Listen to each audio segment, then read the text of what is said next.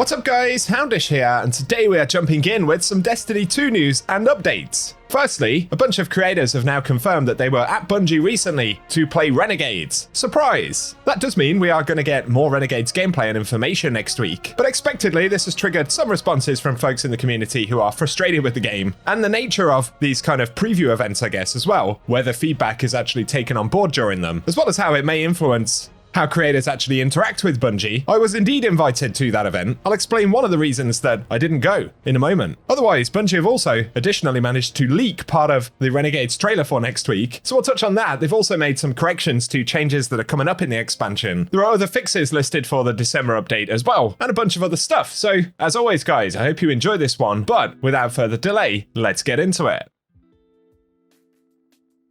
Initially, somebody managed to accidentally leak, I guess, part of the Renegades trailer that's dropping next week. This is actually a short kind of teaser, which is basically an advert for Renegades, so it's largely filled with cinematic content. We see Orna and the Drifter here, as well as Ikora. They're all looking up into the sky, because something freaky's happening up there. We see that a lot in Destiny trailers, strangely enough. There are little bits of gameplay as well. Very Star Warsy looking ships and some pretty cool space combat, which I assume will not be part of the actual gameplay, but yeah, just another little teaser, and we will certainly see a lot more of it next week.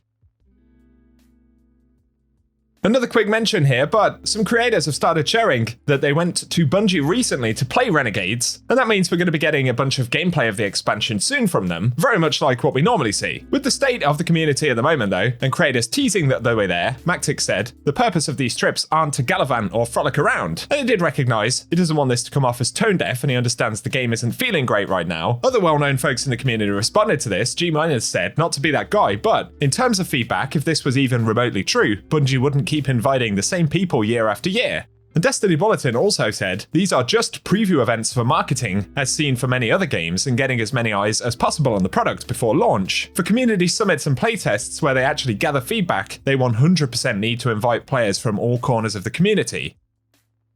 And Glad kind of summarized it up. Ladies and gentlemen, are we ready for the next round of "We are so back"? Immediately followed by some version of "It's not looking good." Now, I think I can say this at this point, Bungie did actually invite me to this event, but unfortunately, there were a handful of personal reasons that made it pretty difficult for me to attend. And also, since content creators tend to get the blame for the state of Destiny, I just figured it's easier for me to stay out of this equation, to be honest. Having said that, there's also the part where this is a commercial activity, right? It's about marketing the game. If this had been a feedback event, I would have definitely felt different about it, right? I'd have felt like I had more to offer. But yet again, with Renegades, that doesn't appear to have been the function of this early preview event, right? So while that's not the only reason that I didn't go, or even the main reason, it was definitely a component of why I'd rather just stay in my lane. So that's my 2 cents on that.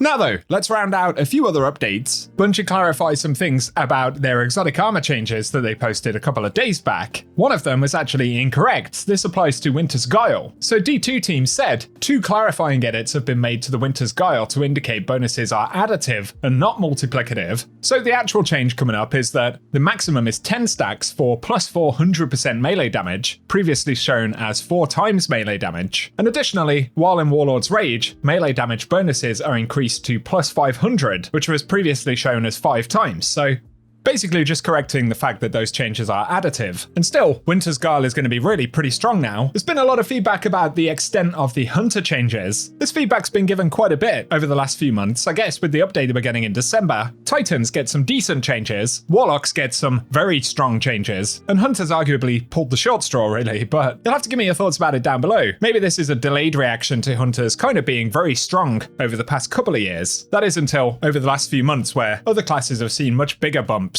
And understandably, Hunters feel a little bit left out. Give us your impressions about that down below.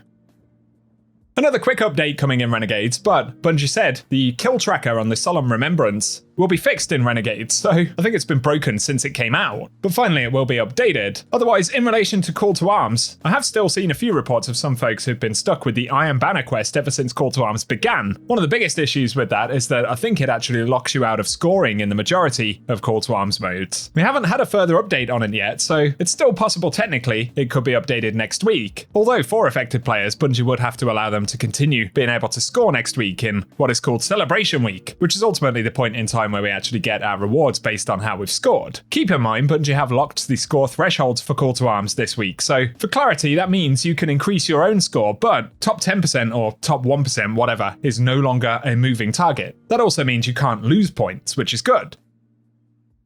Just keep in mind, some folks have asked, where are my rewards? I've got a top 1% salt mines. For clarity, the rewards will be granted at the end of the event based on your percentiles, so my understanding is that next Tuesday at reset, the chest to the right of Devrim will open up. Otherwise, Bungie do confirm with the whole tier 6 weapon thing that showed up with Call to Arms, that is indeed a bug, and no, tier 6 weapons are not planned to be a thing in the future. Some final mentions right here, rounding up news from the week, but there was a bit of conversation about Bungie sending out a survey to players, asking whether they'd like to see the return of things like Sparrow Racing League, the possibility of unvaulting campaign content from Forsaken or the Red War, for instance, and yes, NPC sidekicks, which definitely could be very interesting. I mean, I guess we have the Ghost, technically, but who knows, maybe Bungie could create other types of AI sidekick or wildlife or something, maybe that could house things like artifact bonuses and there could be different variants that you could use or something like that. Who knows? The good thing is though, Bungie are kind of pooling up potential ideas for content updates in the future. Give us any impressions on those that you may have down below. Otherwise, with the lawsuit that had been going on for a little while, where a writer claimed that Bungie had stolen their work for the Red War campaign, most of us didn't believe it, but it's confirmed that Bungie actually settled in court with some kind of payoff. We don't know precisely why that has happened, but it's very interesting nonetheless, isn't it? The last thing to mention, this is an article from Marathon Bulletin, but Marathon will have a December playtest between the 12th and 16th.